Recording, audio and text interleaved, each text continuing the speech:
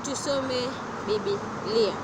Siku ya leo tunaenda kusoma kitabu cha Zaburi 65 kuanzia 1 mpaka mstari 13, tukaweze kujifunza mambo mawili matatu kupitia neno la Mungu, na nitasoma kwa uwezo wa Mungu. Mungu, sifa za kulaki katika Sayuni, na kwako wewe itaondolewa nadhiri. Wewe usikiaye kuomba, wote wenye mwili watakujia. Ingawa maovu mengi yamemshinda, wewe utayafunika maasi yetu. Heri mtu yule umchaguaye na kumkaribisha ukae nywani mwako, na tushibe wema wa nyumba yako, patakatifu pa hekalu lako. Kwa mambo ya kutisha utatujibu katika haki, Mungu wa wokovu wetu. Wewe uliye tumaini la miisho yote ya dunia na la bahari iliyo mbali sana, milima waiweka imara kwa nguvu zako.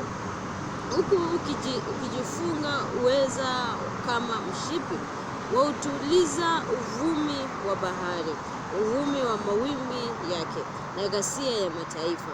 Kwa hiyo kaao mbali kabisa uogopa ishara zako.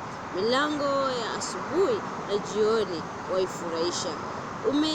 Umeijilia nchi na kuistawisha, umeitajirisha sana.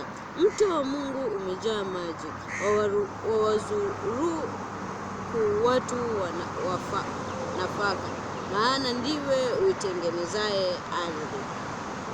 Matatu yake wayajaza maji,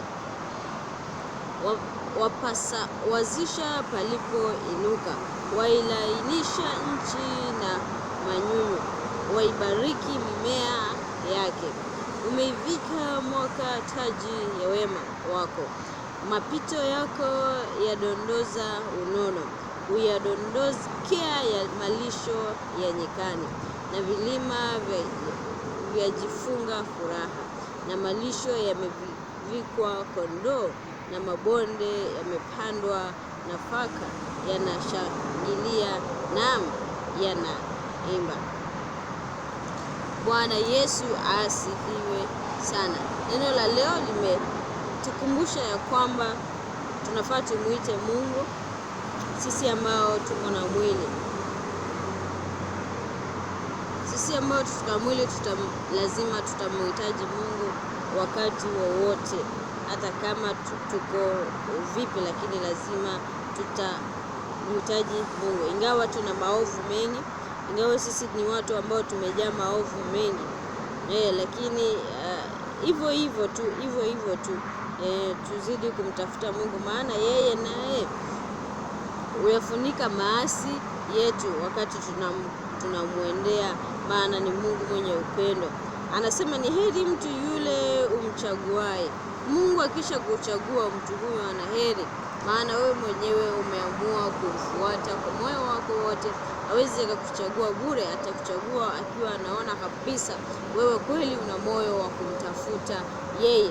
Kwa hivyo tujisisitize kwake zaidi na zaidi, ili awe faraja kwetu na aweze kutukaribia na aweze kutuchagua katika wengi watakao muendea.